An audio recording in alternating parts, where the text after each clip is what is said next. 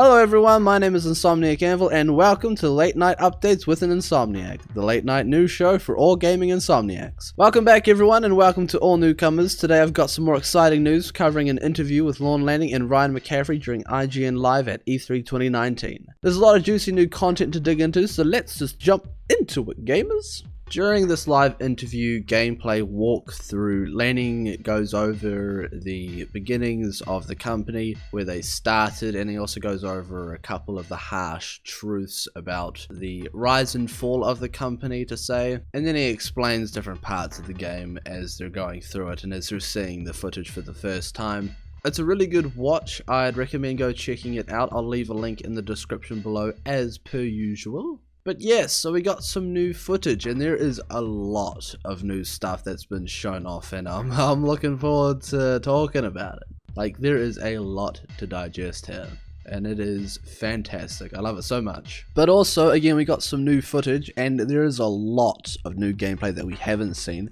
Like, there is a lot to digest here, and it's great. I love it so much. The first thing that you see, right from the get-go, is Abe hops off the train and transitions into actual gameplay. So we didn't actually see that in the last video. It kind of cut off at that point, but now we actually get to see Abe running around, and it really shows off that 2.9D that Lanning was talking about almost instantaneously. It's very platformer side on, and as you're running along, as you move right across the screen, it starts to turn around and you get to see one of the layers of gameplay in the background, and you can traverse that later on, but it turns away from that. It's really cool. You can use binoculars to see it all. And then the next thing that you see is this new kind of door. It's like a teleport, and I'd say it's heavily based off the Tesla coils. Like, it looks like that. So you hop in and then it zaps you across to the next door. It's really cool. It's a very different way of getting around, I suppose. I mean, it kind of makes sense because that's kind of how it looks sometimes in the previous games. Like, it doesn't really look like scenes kind of connect, and that's a great way of connecting two scenes together, especially when the environment is so open and diverse like that. They kind of need to make a more direct route, so that's really cool. I really like that. One of the next couple of things we get to see is, and this is like probably one of the more important things, is upgradable stats. As you're running along, Abe interacts or picks up this item called a royal jelly, and that increases his health permanently. So I'm guessing we're going to see a few things like that. Maybe we'll even get like permanent chant power increase, so you'll be able to chant for longer. And also on chanting, it's very much like Munchie's Odyssey, where you chanted for a certain amount of time and then you're given a couple seconds to find a slig or an enemy to possess, and then you're given a certain amount of time before you lost power of that chant. It's very similar to that, how you get to move the chant ball around yourself, but I'm thinking that your chant power is based off your natural stats, but also how many followers you are. As you can see later on in the video, the more Medokans you have, the longer you have to possess enemies, which I really like actually. It's really cool. It's very different. It's kind of like a blend between the original and the style that they went with Munchie's Odyssey, so I like that quite a bit. The next thing is looting. If a slig or an enemy or whatever has been killed or knocked out, you can actually loot them, and that's a way of getting items like money, different little scavenger items, and keys. Most noticeably keys, and you're going to need keys to be able to get, like, to open up different parts of the levels that you're in. And that's quite cool actually. I quite like that. It's very different. Obviously we had things like lock boxes and stuff in Exodus, but now we've got proper keys now, so that's cool. Two other noticeable things at the beginning is that Abe can smash stuff and search through containers. This highlights that Abe really is surviving off a scavenger's economy, and with all these parts he finds can later use to mix and match new fun tools and weapons. Reduce, reuse, recycle, am I right? Also, the fact that he can smash stuff now shows that he's much more hands-on, and that almost every part of the environment Abe finds himself in is at the mercy of him and his fellow Medokans, whether that's a measly crate or an entire workstation. More on that later. In addition to this, Abe can also cash in Soulstorm brew bottles for moolah at recyclable vending machines, and he can use the junk he finds to turn it against the man who made it in the first place. But at least the Gluckans are pushing that green image. Sort of. Not really. The next thing that we see is the fizzy pop drink, and that is a destructible item, so you'll be able to take down the environment with that, and the caption reads explosive but not deadly, so you can use it not only to destroy the environment but to also knock out enemies and not fatally wound them.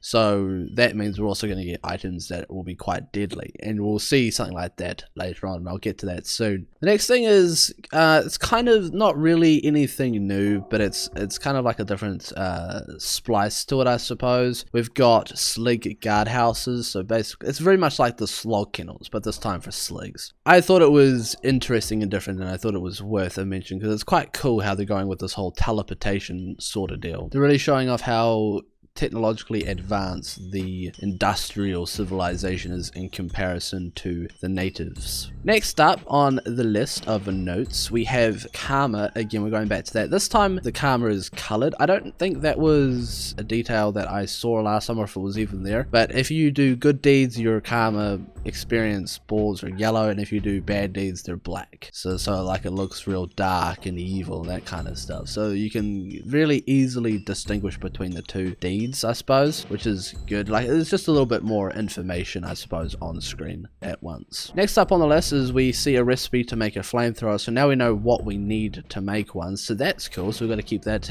in the back of our minds for when we actually play the game, so we can make them ourselves. But we also get to see Abe burning some sleeping sligs, so that's pretty messed up. And then also a little bit down the line, we also get to see him temporarily burn some Mudokons as they run past this little bit of fire that was left on screen that Abe didn't extinguish. So that's interesting to see. If you don't extinguish the flames yourself, they will stay there and they become an obstacle for yourself and Mudokons. So you do have to keep tabs on them because they could die from that. Like, yeah, they might get injured, but if you're not careful, they might die. So that's something to be aware of. We also get to see another recipe, which is a brunade. So like I was saying before with the fizzy pop drinks, that is a non-fatal weapon. The brunade is very much like a Molotov, so that will also destroy environments and set people on fire and cause distractions and reap havoc, and it's great. Obviously it won't kill instantaneously, so it's kind of like a in between the fizzy pops and the next recipe item I'm about to mention. So you can kill with it,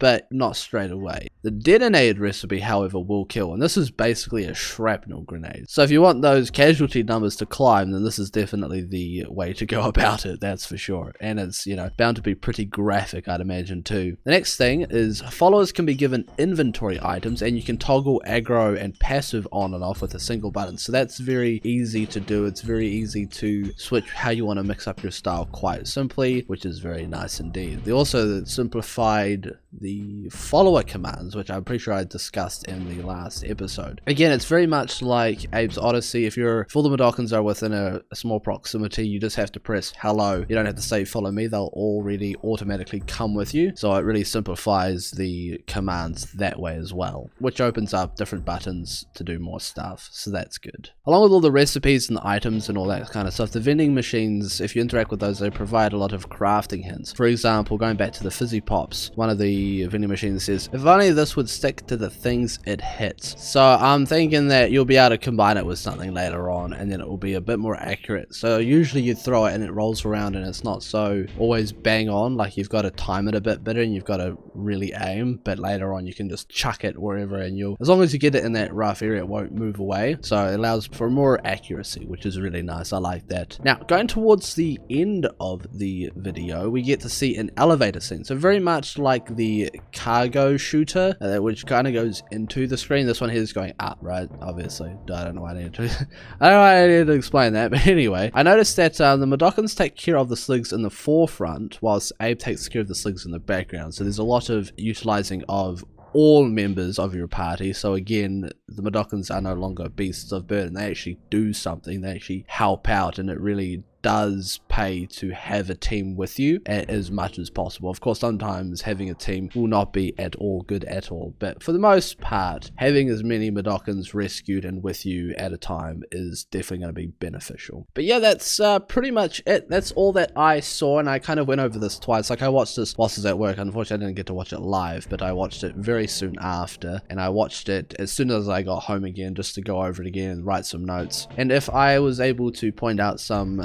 things that you perhaps missed, then awesome. And if you haven't watched it yet, go watch it. It's great. It's a great clip. Now, that's all for Soulstorm itself, but also Lorne Lanning, Oddworld, and Soulstorm were nominated for and received awards at E3 for Pixel Dior Award for Best Independent Game and a Best of E3 Award in the Indie Game category from Enemy BR, 2 more E3's Best from Mashables and Oz Gamers as well, along with 1 more Editor's Choice Award from Rock Paper Shot. Truly proud of the Oddworld team, and they really do deserve the best, and this just proves how amazing they are. So with that, this brings us to the end of the video. I hope you thoroughly enjoyed it. If there's anything I missed, perhaps, be sure to let me know in the comments below, and as always, I hope you have a wonderful night. This has been Insomniac Anvil, signing off. Message brought to you by Soulstorm Brew. Our spew is your brew.